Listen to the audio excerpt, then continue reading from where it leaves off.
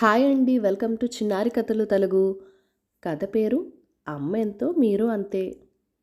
రచయిత్ర doctor మజ్జి భారతి గారు. ఇక కథలోకి వెళ్ళిపోదాము. సుమా, ఇంటికొచ్చేటప్పుడు 20,000 డ్రా చేసి తీసుకొని రా. భర్త శ్రీహర్ష మాటలకు కళ్ళెత్తి చూసింది సుహాసిని విషయం ఏమిటన్నట్టు. కళ్ళతోనే మాట్లాడుతుందంటారు అందరూ సుహాసినిని చూసి. అదే, ఈ నెల నీ ఖర్చులు వదినకివ్వాలి అన్నాడు మాటలకు తడుముకుంటూ. అర్థం కానట్టుగా చూస్తున్న సుహాసినితో, పెళ్ళికి ముందు ఒక్కడినే కదా 20,000 ఇచ్చేవాడిని ఖర్చులకు. ఇప్పుడు నువ్వు ఉన్నావు కదా, పెళ్ళికి నా జీతం అంతా ఖర్చయిపోయింది. వచ్చే నెల నిన్ను అడగను, నా జీతంలో అడ్జస్ట్ చేసుకుంటాను. సుహాసిని అడగకుండానే సంజాయిషి ఇచ్చుకున్నాడు శ్రీహర్ష. అప్పటికి ఊరుకుంది సుహాసిని. కానీ ఆ రాత్రంతా ఆలోచిస్తూనే ఉంది. పెళ్ళై ఇంకా నెల రోజులు కాలేదు. ఉమ్మడి కుటుంబం. పెద్దాయన బావగారు శ్రీకాంత్ ఇంజనీర్గా ఉద్యోగం చేస్తున్నారు. అతనికి 2 ఆడపిల్లలు. 2-3 ఏళ్ల క్రితం కొత్తగా కట్టుకున్న 3 పడక గదుల ఇల్లు. పెళ్లికి ముందు అది ఉమ్మడి ఆస్తి అన్నట్టుగా అన్న మాటలు, ఉన్న మాటలు. మొన్న తోటికోడలు పద్మ ఎవరితోనే మాట్లాడుతుంటే తెలిసింది అది వాళ్ళ సొంతమని, ఉమ్మడి ఇల్లు వాళ్ళు ఊర్లో ఉందని. హర్ష కన్నా చిన్నదైన ఆడపడుచు శ్రీలత పెళ్ళై భర్తతో బెంగళూరులో ఉంటుంది. పెళ్ళికొచ్చిన ఆమె వారం రోజుల క్రితమే తన ఇంటికి వెళ్ళింది. 65 ఏళ్ల అత్తగారు యశోదమ్మ గారే ఇంకా వంటగదిలో. పెత్తనం పోతుందన్న భయమా? ఆమెను చూస్తుంటే అలా అనిపించడం లేదు. తోటికోడలు అత్తగారి మేనకోడలే. అత్త, ఈరోజు ఇది చేసుకుందాం, నీ వంట రుచి ఎవరికీ రాదు అంటూ తీయగా మాటలు చెప్తూ ఆ రోజు వంట ఏం చేయాలో అత్తగారికి పురమాయిస్తుంది. పిల్లలు కూడా స్కూల్ నుండి రాగానే నానమ్మ అది కావాలి ఇది కావాలి అని వాళ్ళ నానమ్మనే అడుగుతుండటం కూడా చూస్తుంది. హర్ష కూడా ఏ అవసరమైనా వాళ్ళ అమ్మనే అడుగుతున్నాడు. నెల రోజుల్లోనే అర్థమైంది పెత్తనం తోటికోడలదని, పని అత్తగారిదని. ఈ వయసులో ఆమె కష్టపడుతుంటే చూడ్డానికి కష్టంగా ఉంది. పోనీ ఇంట్లో ఉన్నప్పుడు తానేమైనా సాయం చేయబోతే నీకెందుకులేమ్మా అనేస్తున్నారు. చొరబడి చేయడం తనకు ఇంకా అలవాటు కాలేదు. చూచాయిగా హర్ష అంటే, నువ్వు మరీ భూతద్దంలో నుండి చూస్తున్నావు, వదిన అమ్మని సొంత తల్లిలా చూసుకుంటుంది. లేకపోతే గొడవలు లేకుండా ఇన్నాళ్ళు కలిసి ఉండగలరా? నువ్వు వదినలాగే అమ్మని అలా చూడొచ్చు కదా అని తిరిగి తనకే చెప్తాడు. అంతేకాని వాళ్ళమ్మ మంచితనాన్ని వదిన వాడుకుంటుందన్న విషయం చెప్పినా అర్థం చేసుకోవడం లేదు. పెళ్ళైన నాటి నుండి తాను గమనించిన ఇంకొక విషయం ఏమిటంటే, ఇంట్లో ఏ ఖర్చు కనిపించినా హర్ష, పాలవాడు వచ్చాడు చూడు, పని మనిషి జీతం అడుగుతుంది చూడు అని తన భర్తకి పురమాయిస్తుంది తోటికోడలు పద్మ. ఆఖరికి పిల్లల ఫీజులు కూడా. ఈ నెల తన ఖర్చులు అదనం అంటే తామిద్దరి కోసం చెరో 20,000 ఇంటి ఖర్చులకు పెడుతున్న డబ్బులు కాక నెలకు 40,000. అత్తగారికి పెన్షన్ వస్తుందని తెలుసు, కానీ అదేమవుతుందో ఇంకా తెలీదు. ఇప్పటి నుండి తాను ఈ విషయంలో జాగ్రత్త పడకపోతే తర్వాత విచారించి లాభం లేదు. ఆలోచిస్తూ అటు తిరిగి పడుకున్న సుహాసిని మీద చెయ్యి వేయటానికి జంకాడు శ్రీహర్ష. పెళ్ళైన తర్వాత తొలిసారి భార్యాభర్తలు దూరంగా పడుకున్నారు. ఏమిటి ట్రాన్స్ఫర్? మీకు ట్రాన్స్ఫర్లు ఉండవేమో? బావగారు. పెళ్ళై 2 నెలలు కాలేదు, అప్పుడే ఎడబాట.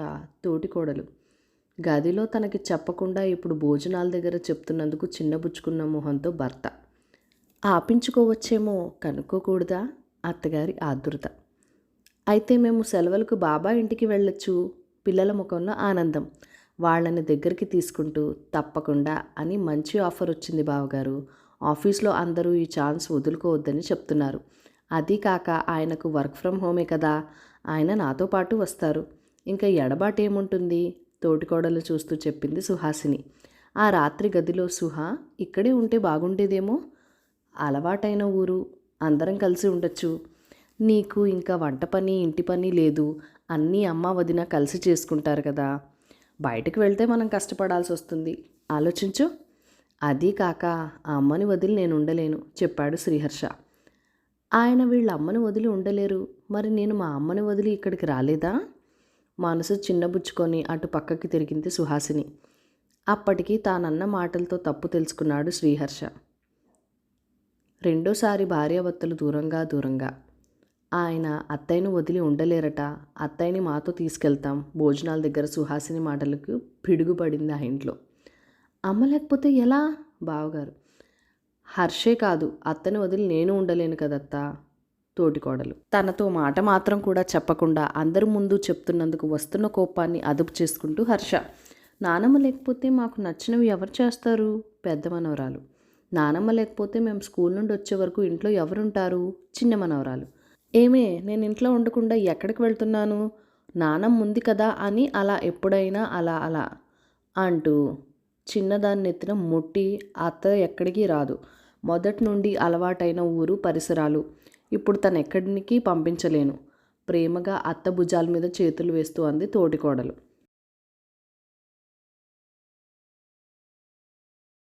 సరే అక్క, మీ ఇష్టం. కానీ ఏ విషయమైనా క్లియర్గా మాట్లాడటం నాకు అలవాటు.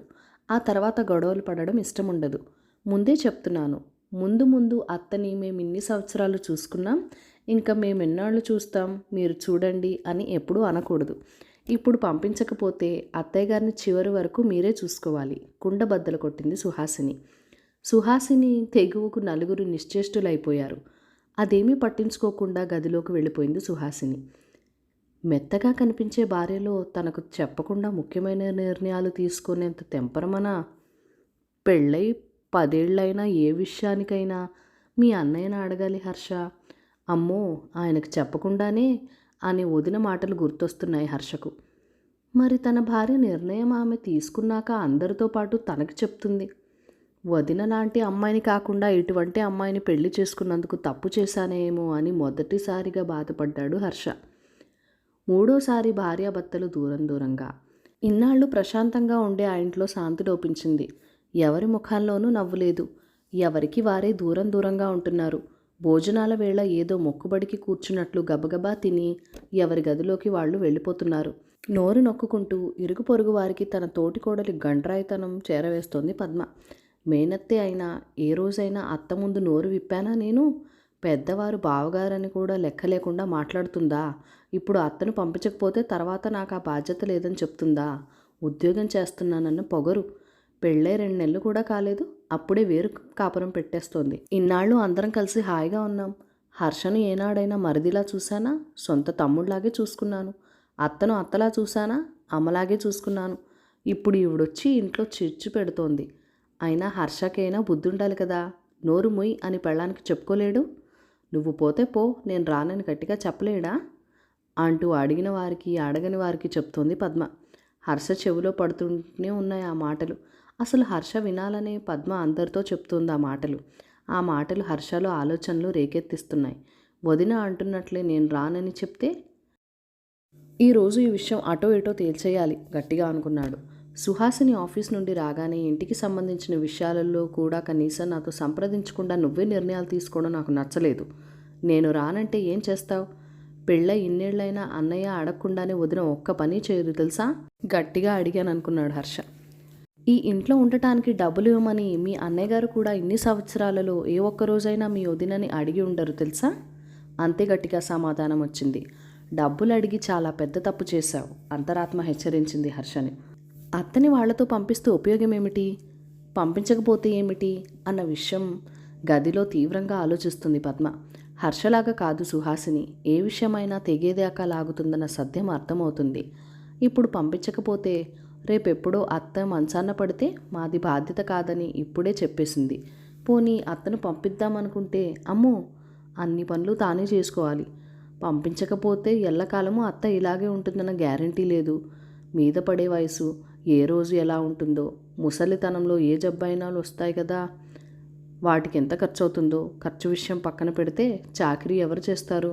అమ్మో వద్దులే, ఆవిడని ఉంచుకోవడం ఎందుకు? కాలు చెయ్యి పడిపోయాక ఆవిడ కింద చాకరీ చేయడం ఎందుకు? పంపించేస్తాను. చివరి వరకు ఆవిడ బాధ్యత మీదే అని గట్టిగా చెప్పి మరీ పంపించేస్తాను అని నిర్ణయించుకుంది పద్మ. యశోదమ్మ చిన్న కోడలతో వెళ్లాలనే నిర్ణయం జరిగిపోయింది. నీ నిర్ణయం ఏమిటి, ఎక్కడుంటావు అని ఏ ఒక్కరూ కూడా ఆవిడను అడగలేదు. ఆవిడ మనసులో ఏముందో ఎవరూ పట్టించుకోలేదు. రేపే ప్రయాణం ఒక్కరోజు వాయిదా వేసుకుంటే బాగుంటుందేమో అడగలేక చిన్న కోడల్ని అడిగింది యశోదమ్మ. ట్రాన్స్పోర్ట్ వాళ్లతో మాట్లాడేశాను, ఇంకో రోజు తర్వాత అంటే కుదరదు. మీకు కావాల్సిన వస్తువులన్నీ ఈ గదిలో పెడితే పనివాళ్ళు వచ్చి ప్యాక్ చేస్తారు. డాక్టర్ ప్రిస్క్రిప్షన్స్ మందులు మాత్రం మర్చిపోకండి. అన్నట్లు మర్చిపోయాను. మీ పెన్షన్ కాగితాలు పాస్బుక్ కూడా మర్చిపోకండి. అందరూ వింటుండగానే యశోదమ్మతో చెప్పింది సుహాసిని.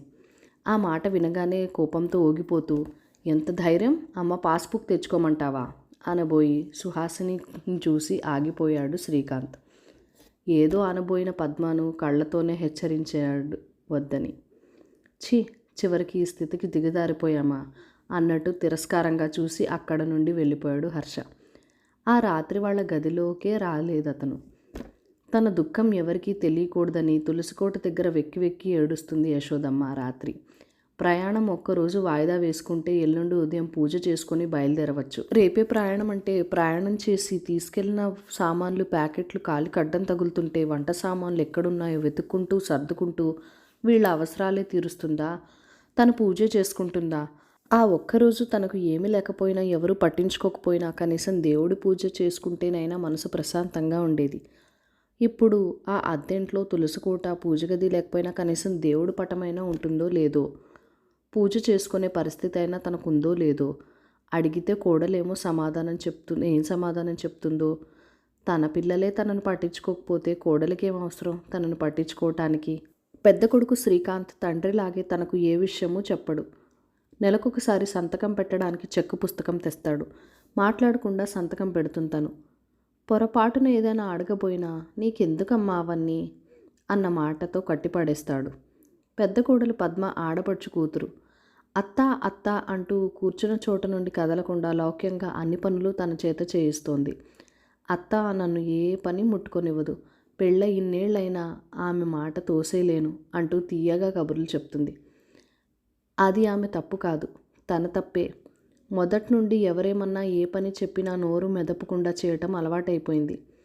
భర్త, అత్తగారు తనను అలా చేసేశారు. పోనీ ఏదో గడిచిపోతుంది, అందాక ఒంట్లో ఓపిక ఉంది అని సమాధాన పడుతుంటే ఇప్పుడు చిన్న కోడలు తనని ఏ రకంగా చూడబోతుందో. భర్త, బావగారు తనకన్నా పెద్దది తోటికోడలు ఉన్నది కూడా చూడకుండా చెక్కు పుస్తకం తీసుకురమ్మని తనకు ధైర్యంగా చెప్పింది.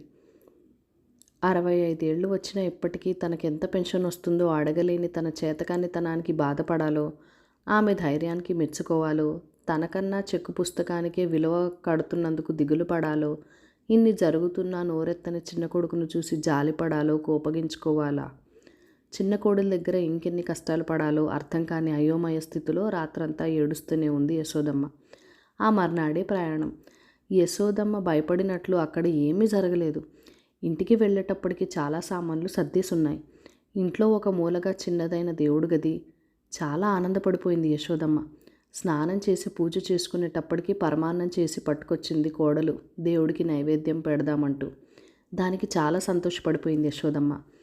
నాకొచ్చినట్లు వంట చేశాను, రాత్రి డిన్నర్కు బయటికి వెళ్దాం, రెడీగా ఉండండి. భర్త వింటుండగానే అత్తగారితోనే చెప్పి ఆఫీస్కి వెళ్ళిపోయింది సుహాసిని. మొన్నటి నుండి భార్యాభర్తల మధ్య మాటలు లేవు మరి. వెయిటర్ కేక్ తెస్తుంటే ఎవరో ఆ అదృష్టవంతులు అందరి మధ్య పుట్టినరోజు జరుపుకోగలుగుతున్నారు అనుకుంటూ చిన్ననాటి సంగతులు గుర్తుకొచ్చి తనకు ఆ అదృష్టం లేనందుకు యశోదమ్మ మనసు బాధపడింది. నాన్నగారు ఉన్నప్పుడు తన పుట్టినరోజు కూడా ఎంతో వైభవంగా చేసేవారు. లేక పుట్టిన ఒక్కతే కుమార్తె. లక్షల ఆస్తి. వైభవంగా చేయకేమి ఊరందరికీ భోజనాలు పెట్టించేవారు. ఆయన వెళ్ళిపోయారు. అంతే, తన జీవితంలో సంతోషమే మాయమైపోయింది. నాన్నకు క్యాన్సర్ అని తెలియటం, ఆయన పోయేలోగా తన పెళ్లి చూడాలని ఇదిగో ఈయనకు కట్టబెట్టారు. నాన్న పోయిన దిగులతో అమ్మ ఎక్కువ కాలం బతకలేదు. లక్షల ఆస్తికి వారసురాలైన తనకంటూ ఎవరూ లేరు. ఆస్తి ఉన్నా తనకు అహం ఎక్కడ అంటుకుంటుందోనని అడుగడుగున ఆంక్షలు పెట్టేవారు అత్తగారు. భార్య అంటే భర్త బాగోగులు చూసుకునేది మాత్రమే అనుకునే భర్త. అంతేగాని భార్యకి బాగోగులు తనను పట్టించుకోవాలని ఏ రోజు అనుకోలేదు ఆయన. తనకు ఒక పుట్టినరోజు ఉంటుందని అత్తవారింట్లో ఎవరికీ పట్టేలేదు. పోనీ పిల్లలు పెద్దయ్యాకైనా నీ పుట్టినరోజు ఎప్పుడమ్మా అని అడుగుతారేమోనని ఆశగా ఎదురు చూసింది కొన్నాళ్ళు. కొడుకులకేముంది, పోనీ కూతురైనా పెళ్ళయ్యాక అయినా తన బాధ అర్థం చేసుకుంటుందేమో అని ఎదురు చూసింది. ఎంతసేపు తను ఎన్ని కష్టాలు పడుతుందో చెప్పేదే కానీ ఒక్కరోజు కూడా నువ్వు ఎలా ఉన్నావమ్మా, ఇన్నాళ్ళు మాకెలా చేసావమ్మా అని అడిగేలేదు. ఆఖరికి తనకు ఒక పుట్టినరోజు ఉందని ఏనాడో మర్చిపోయింది. ఇదిగో ఎవరిదో ఈ పుట్టినరోజు. మరలా తన ఆలోచన తుట్టెను కుదిపింది. బయటికి రాబోయిన కన్నీళ్లను కళ్ళు మూసుకుని లోపలే అదిమేసింది. కళ్ళు తెరిచేసరికి తమ టేబుల్ దగ్గరికి వచ్చింది కేక్. ఆశ్చర్యపోయింది యశోదమ్మ. కోడలు సుహాసిని పుట్టినరోజా? అందుకేనా డిన్నర్కి తీసుకొచ్చింది? తనలాగే కొడుకు కూడా ఆశ్చర్యంగా చూస్తున్నాడు తమ టేబుల్ దగ్గరికి వచ్చిన కేక్ వైపు. 66వ జన్మదిన శుభాకాంక్షలు అత్తయ్య, యశోదమ్మ నుదుటి మీద ముద్దు పెట్టుకుంటూ చెప్పింది కోడలు సుహాసిని. ఎన్ని సంవత్సరాల నుండి వినాలనుకున్న ఈ మాట తొలిసారి వింటుంటే యశోదమ్మ కళ్ళమ్మట గంగ ప్రవహించింది. ఏంటత్తయ్య ఇది? మీరెంత సరదా పడతారనుకుంటే ఏంటిది? కోప్పడింది సుహాసిని. లేదమ్మా, మా నాన్న గుర్తుకొచ్చారు. ఆయన ఉన్నప్పుడు నా పుట్టినరోజు ఎంత వైభవంగా చేసేవారు. ఇప్పుడు మరలా నువ్వు పెళ్ళైన ఇన్ని సంవత్సరాలకు ఈ మాట మొట్టమొదటిసారిగా వింటుంటే నా పిల్లలు కూడా ఏ ఒక్కరోజు చెప్పలేదు. ఇప్పుడు నువ్వు నా కోడలిగా చెప్తుంటే కళ్ళమ్మట నీళ్లు వాటంతట అవే వస్తున్నాయి. నా ప్రమేయం ఏమీ లేదు. గొంతు బొంగురు పోతుంటే కన్నీళ్లు తుడుచుకుంటూ చెప్పింది యశోదమ్మ. కొత్త వ్యక్తిని చూస్తున్నట్టు చూస్తున్నాడు సుహాసినిని హర్ష. ఇన్నాళ్ళు తామెవరూ చేయనిది ఇందుకేనా ప్రయాణం వాయిదా వేయమని అమ్మ అడిగినా ఒప్పుకోలేదు. మీకు కోడలైనా కూతుర్ననే అనుకోండి. నాకు అమ్మ అయినా మీరే అయినా ఒకటే. ఇక నుండి మీరెలా ఉండాలనుకుంటే అలానే ఉండండి. మీకేది ఇష్టమైతే అదే చేయండి, యశోదమ్మను హత్తుకుంటూ అంది సుహాసిని. నా పుట్టినరోజు ఈరోజని నీకెలా తెలుసు? కన్నీళ్లు తుడుచుకుంటూ ఆశ్చర్యంగా అడిగింది యశోదమ్మ. 2 క్రితం ఇంట్లో జరిగిన విషయం గుర్తొచ్చింది సుహాసినికి. అత్త, స్టోర్ రూమ్లో స్థలం సరిపోవడం లేదు. అట్టపెట్టెల్లో ఉన్న పుస్తకాలు బయట పాడేశాను. పనమ్మాయిని పట్టుకుపోమ్మన్నాను అని తోటికోడలు అంటుంటే కళ్ళమ్మట నీళ్లు కుక్కున్న అత్తయ్యను చూసి, అంతగా ఆవిని బాధపెట్టడానికి ఆ అట్టపెట్టెలో ఏముందని చూస్తే అన్ని డైరీలు, అత్తగారి డైరీలు. ఆవిడ మనసు దాచుకున్నది ఆ డైరీల్లో. వాటిని పనికిరాని చెత్తలా పెరట్లో. అప్పుడొచ్చింది తోటికోడల మీద కోపం. అత్తగారి మంచితనాన్ని అలుసుగా తీసుకొని ఈ వయసులో కూడా ఆవిడ చేత పనులు చేయించడం, ఆఖరికి ఆవిడ డైరీలను కూడా బయటపాడేయటం, బావగారు గమనించినట్లు ఊరుకోవడం, ఇంట్లో ఉన్న హర్ష కూడా పట్టించుకోకపోవడం సహించలేకపోయింది సుహాసిని. ఇన్నాళ్ళు ఆవిడకి ఎవరూ ఎదురు చెప్పలేదు. ఆవిడ ఆడిందే ఆట, పాడిందే పాటగా సాగింది. ఇక ఊరుకుంటే లాభం లేదు. ఇంకో 4 రోజుల్లో అత్తయ్య గారి పుట్టినరోజు. ఆ పుట్టినరోజుకి అత్తయ్యకి విశ్రాంతి ఇవ్వాలి. పని చేసే బాధ లేకుండా చేయాలి.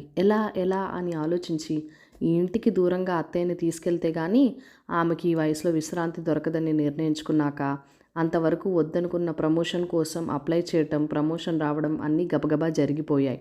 అంతే, 4 రోజుల్లో ఇక్కడున్నారు. ఆలోచనలో మునిగిపోయిన సుహాసిని చూసి, ఎలా తెలుసుకున్నావమ్మా? మృదువుగా అడిగింది యశోదమ్మ.